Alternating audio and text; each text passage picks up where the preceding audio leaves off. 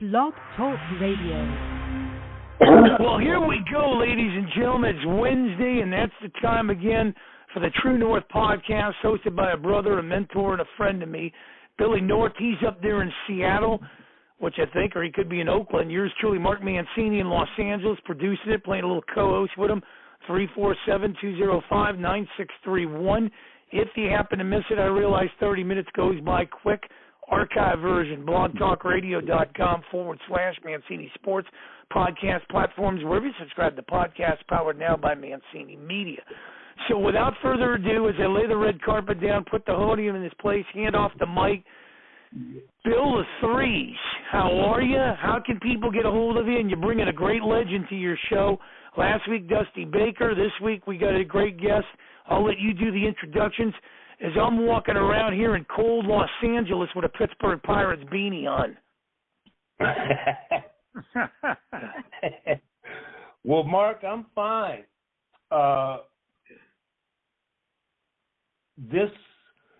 You can reach me at Bill Norte, BILLNORT15 I'm doing good.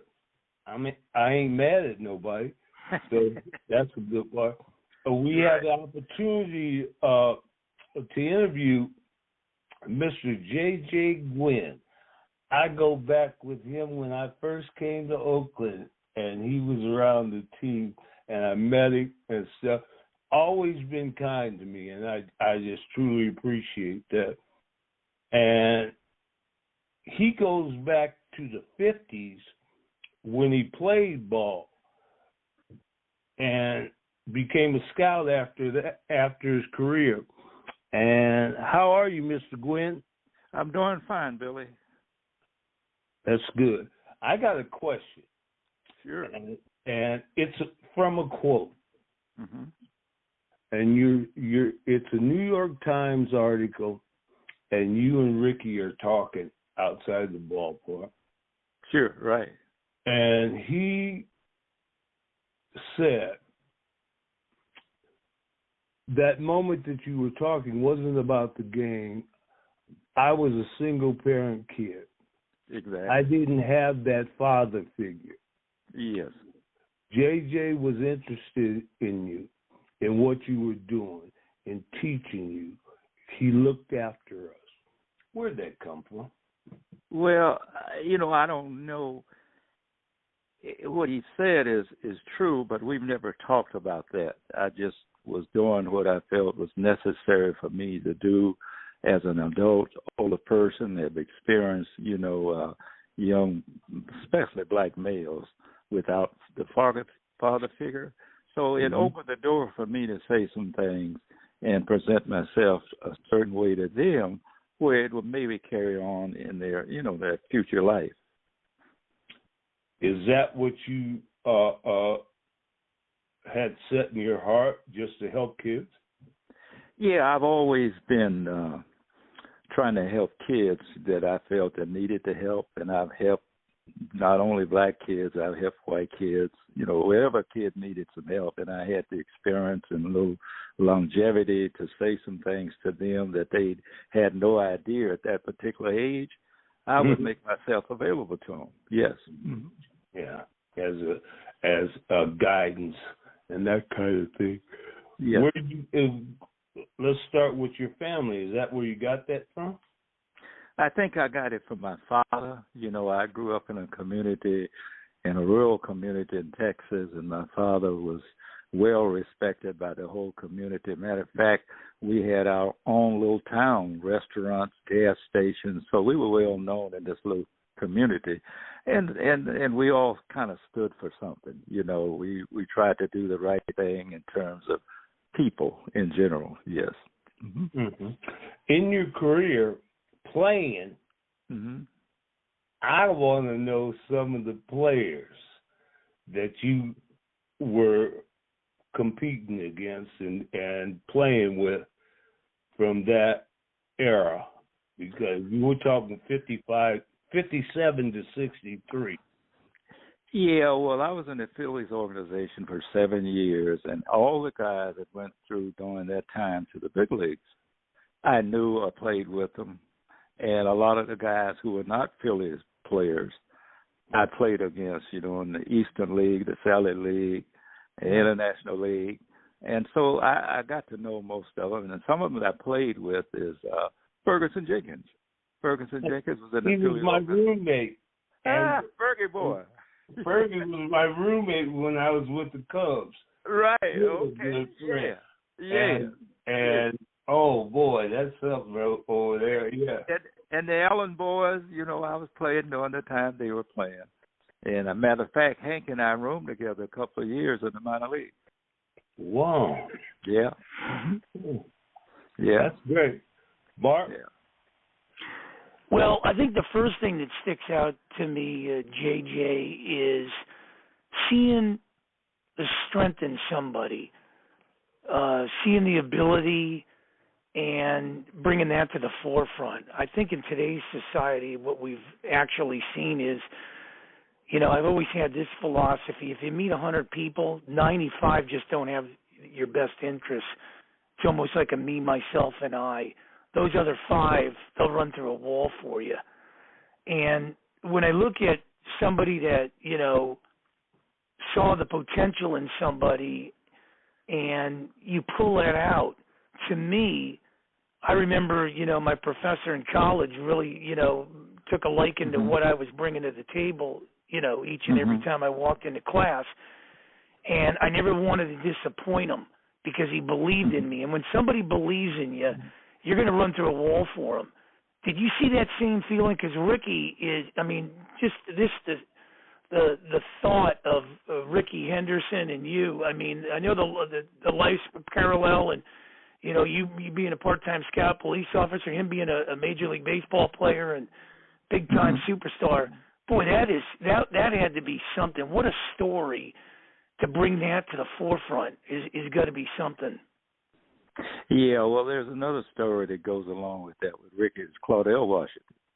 Yes. Yeah. Yes, Claudel was probably, if he had wanted to, he probably could have been a Hall of Famer.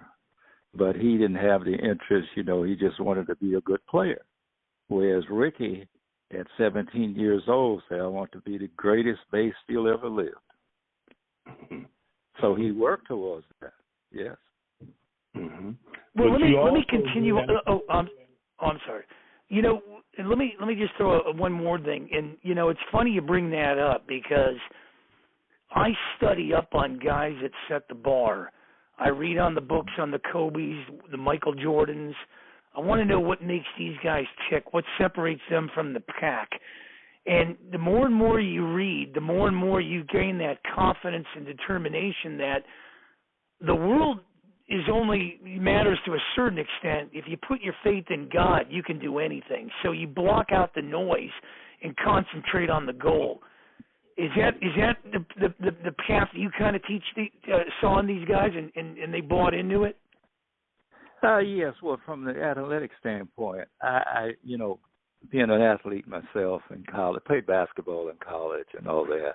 It's the will to win. And if you can spot a guy that in a situation where the game is on the line, whether it's basketball or football or whatever, to me, he has the will to win. That's the kind of athlete that I want. Now, I know he's not going to win all the time, but it's there. Yes. Yeah. Well, speaking about that, I know that myself, it was a thing to me that I didn't like to be beat. Yeah, well, that's it. You got it. But Ricky and Claudel, actually, they lived in this world where they were oblivious to a lot of things that were happening, and they were more inclined to adhere to what they could do rather than what somebody else was trying to do to them. Yes, and I totally agree with that, Billy, because I believe that in order to recognize those qualities, you have to have been there yourself in some capacity, at some level, in sports. And it's obvious if you know, and projection to me is the toughest thing in scouting. A kid doesn't have to get 2 or 3 hits for me to know this kid has the aptitude to hit and the guts to hit, whether he's hitting 230 or 240 or 350. And because you base it up on the competition that he's in.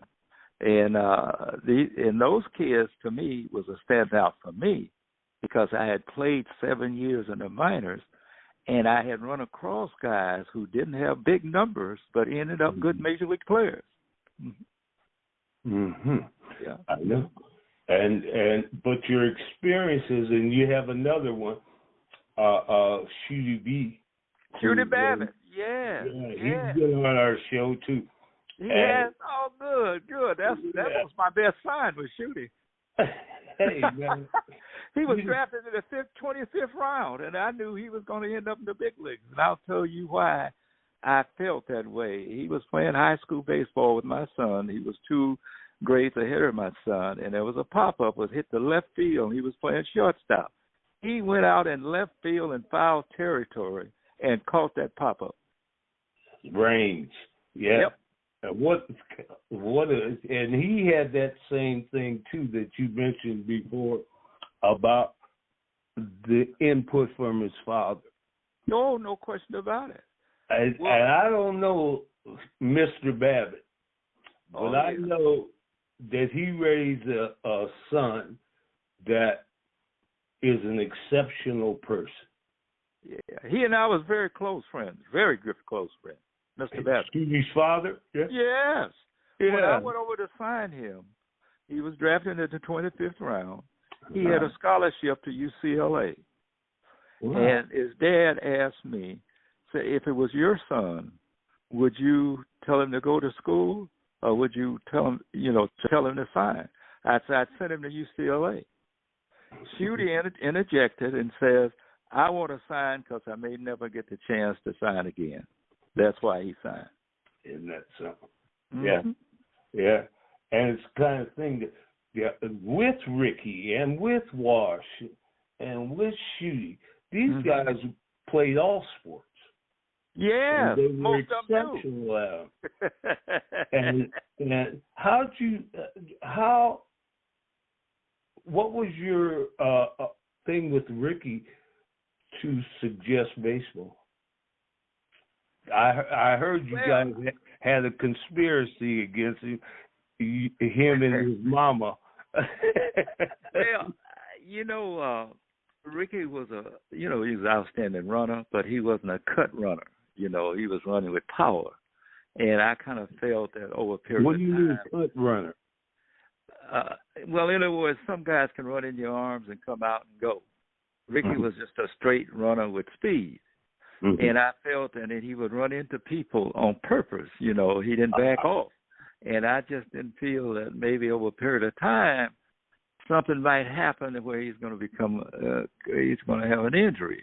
So I saw the baseball potential in him in terms of, as I say, the will to win, which was a carryover from football.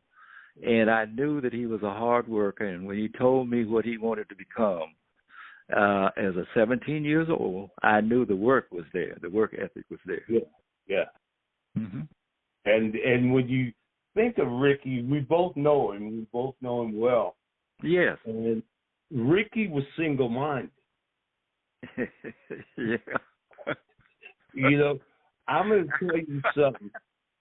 I know Ricky would do something on the field, and somebody, like against somebody, and you ask him who he hit that hit off of, and he wouldn't even know. He was in a world to where the way that you could get his attention if you tried to do something bad to him. But if a pitcher hit him or something like that, and the next time you're going to be in trouble because he come and get you. You didn't want to pique his interest. You kind of wanted him to just go along being Ricky, but don't put a bookmark out there on him because he ain't going to forget it. Yeah. Well, one thing that they never gave him credit for, Ricky has a brilliant mind. Ricky is one of the smartest people. Sometimes Ricky would play up to people like he didn't understand what they were saying, but he could recognize good people and bad people. I mean, he's very, very smart. Yeah, very Ricky smart. was extreme. And he talked in that third piece. People like to. One of my basic tenets in life is that instead of listening to how somebody says something, you should listen to what they say. Yeah. And they tried to make Ricky appear to be dumb or less than eloquent because of the way he talked. Right. But Ricky was extremely intelligent, had a tremendous amount of baseball knowledge. And Ricky and me, we were sitting one time at, he was younger. And like I said, I stole 75 bases in 76, which was the most stolen in the American League since Ty Cobb. Right. Stole 96. Right. And then this guy named Henderson came along. Right. But we were talking, and we came to the agreement, and on the mentality of a base stealer. When I get to first base, and then we both agreed this is what we came up with. When we got to first base, we could take 2 steps towards second base. The pitcher would duck. The catcher would be coming out. Mm-hmm. The shortstop, whoever was covering the base, the shortstop or the second baseman, and the other would back him up. Right. And the center fielder would be coming up because you took 2 steps. Right. And the bad part about it, the mentality of a base stealer, look at these people doing all these things to catch me, and they can't stop me anyway. Right. And we both agreed on that. Ricky is in my top 10 athletes of all time. Mm-hmm. Mm-hmm. To the point that we were same type of runners. We were power runners. So you had Lou Brock and right. Davey Lowe. Exactly. They were gliders. They ran on top of the ground. Mm-hmm. But if you go back and look and see where we took off from, there'd be a big hole. Right. And we would be accelerating into the base. Mm-hmm. And through the base. And that, but Ricky he could steal third base from a standstill.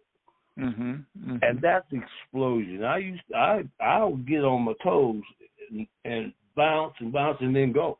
But Ricky could be at a standstill on second base and be able to steal third base from a standstill. That is an example of explosiveness. This guy was so explosive, and I maintain to this day he's one of my top 10 athletes because he slid. He played for 25 years, and he slid head first his whole career, and that is a beating. You take so much, so many blows when there's so many things that it does to your body when you slide head first. Exactly. But he did that, came out of it, not beat up. He wasn't injured very often. Yeah. Right. Yeah. And I want to make a comment, and then you continue. He was fearless, though. See, and that's part of being what you're talking about, the accomplishment in terms of stealing bases. You can't be afraid and steal bases. No.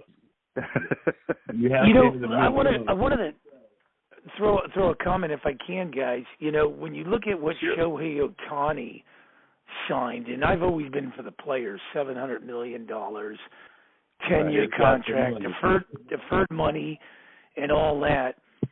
And I do a show with Kip Gross too, called the Gross Misconduct Podcast. He played 12 years in the big leagues, and we were talking about the question came up about, do you give Ohtani's done great in his career, but give me, Ichiro, was one of the best in Seattle. I still love Ichiro. But when you look at Ohtani, 6 years, guys, in Anaheim, he got 2 MVPs. But this is a guy that couldn't even get the Angels to the promised land. We talked about this last week, Billy, with Barry Bonds. I'd take Barry Bonds any day of the week over Ohtani. And people say, well, Barry Bonds can't pitch. It doesn't matter. Barry Bonds got the Giants to a World Series. They came up short, but, the guy was a one-man wrecking crew. This guy is a one-man wrecking crew, but he's had help with Trout and everything. But for this guy, to be an MVP, I'm not passing out, and I don't want to disrespect anybody, but I'm not passing out MVPs to guys that are on last place teams or don't get their team to pass the Mendoza line. So to me, an MVP is a guy that generates that team into the playoffs and beyond that.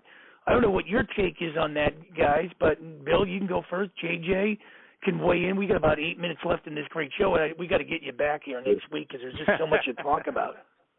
Right. Okay. Well, go ahead, Billy. This is what I feel is that, baseball's a different sport. It's not, you could get a guy in basketball and add him to your team, and like they do now, they get 3 superstars and that. But baseball is a game that no matter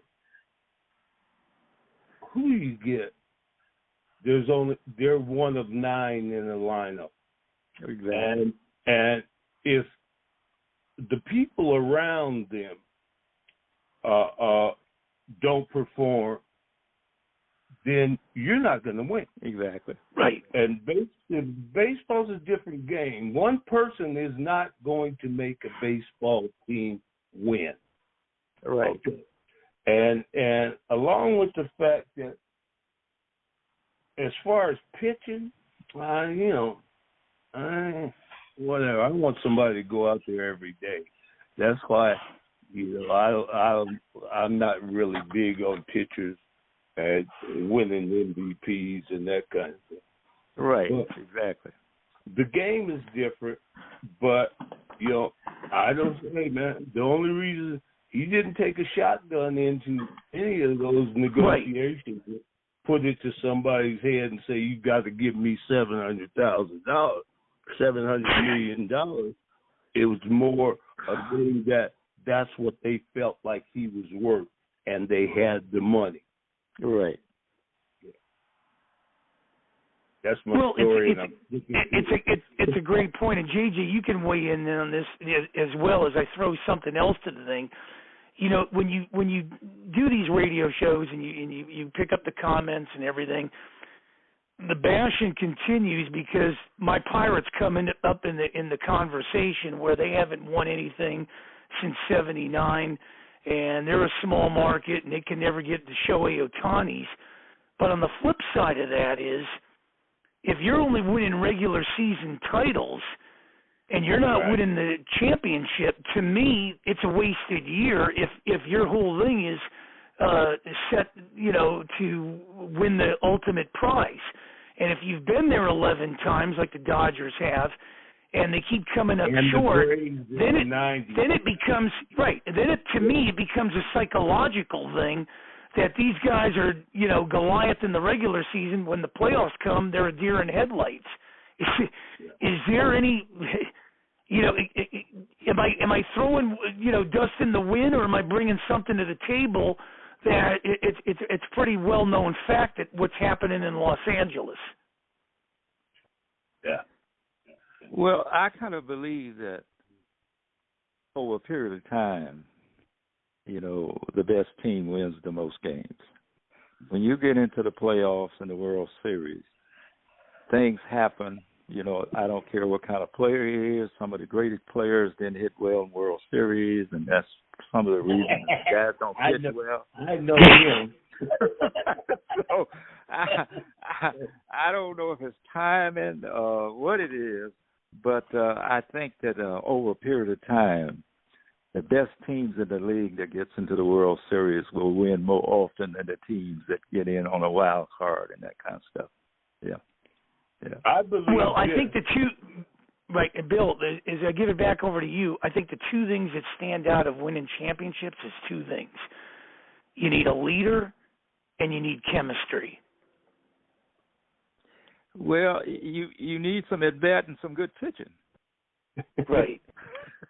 And if you lead from what you do on the field and then at the bat on the bases and stuff, that's part of leading. But if you have a bad series, no matter who you are, because I've looked up some stats on Willie Mays that have great World Series stats. Yeah. And a lot of the guys don't have great World Series stats. At one time, Billy Martin had more hits in the World Series than Mickey Mantle. I believe this on the postseason. What's that? That it's when you come into the postseason, it's who's hot and who's not. Well, no question about it. Exactly. Right. And that's my point. Yeah, and you see, I think it's an anomaly, but there have been two teams that have won. Well, I think the Braves 9 out of 10 years they only got one series. Right. Dodgers 10 out of 11 years they only got one series. Well, you know what? That 162 will get you there, but things get a little tighter in the postseason. The one thing that I'll tell you, in my experience with the Oakland A's, is that these guys, first off, they're one of the physically strongest teams to ever play the game. Right. Because they always won the second half. Those guys, that's when people get tired. And these guys could go into the postseason strong. Right. But the thing in the postseason is it's more meticulous. We used to lock up in a hotel room before the series, and we get scouting reports. We wouldn't have the scout. We get scouting reports, and we get information, and we go in there and determine how we were going to win. Right. Okay. And everybody knew. I mean, this was input from the players. Right. Okay. Because they play against these guys, and they knew the game. And the thing, when I went to the Dodgers, and we were beat Philadelphia to go against the Yankees, we didn't get a scouting report until we were on the plane to New York. Right. And the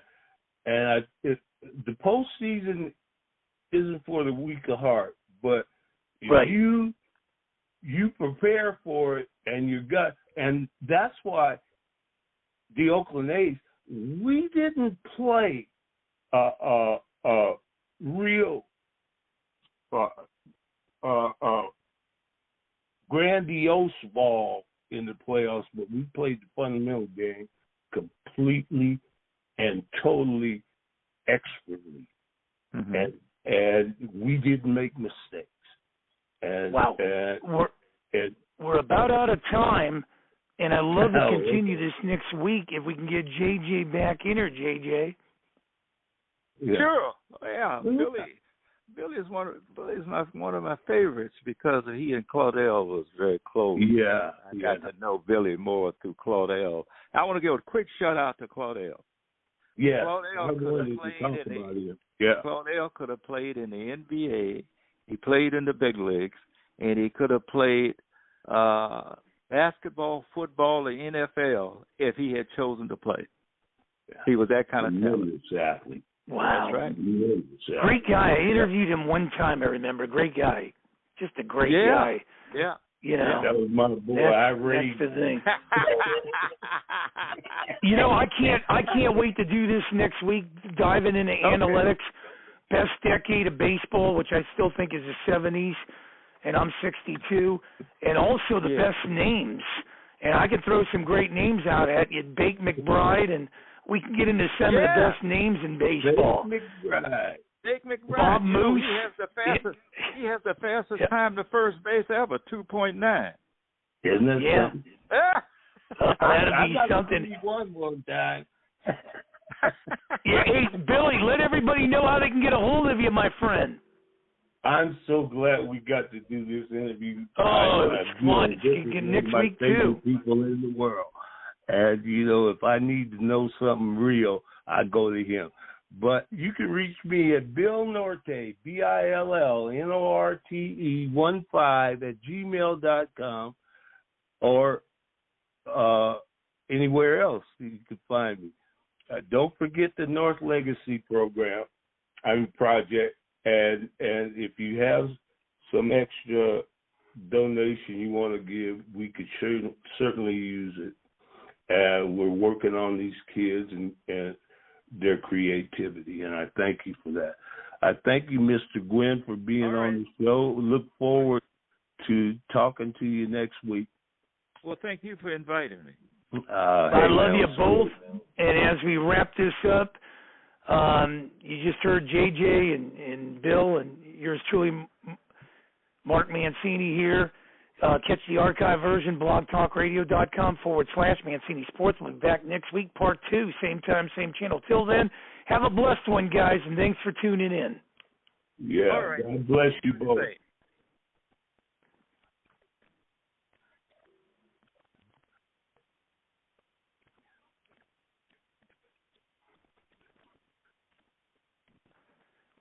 Mattress shopping doesn't have to be confusing. At Sleep Outfitters, you can put your worries to rest. Here we ask the right questions and answer all of yours, so you can get the sleep and savings you deserve. Now during the Memorial Day sale, save up to $600 on select mattresses from Tempur-Pedic, Stearns & Foster, and Sealy. Plus, save an extra $200 on a premium adjustable base and get 0% interest for up to 5 years. Come discover mattress shopping the way it should be, only at Sleep Outfitters. Some people just know there's a better way to do things, like bundling your home and auto insurance with Allstate, or going to the grocery store for milk instead of buying your own cow. You know there's an easier and better way. Save up to 25% when you bundle home and auto with Allstate. Bundled savings vary by state and are not available in every state. Saving up to 25% is the countrywide average of the maximum available savings off the home policy. Allstate Vehicle and Property Insurance Company and affiliates, Northbrook, Illinois.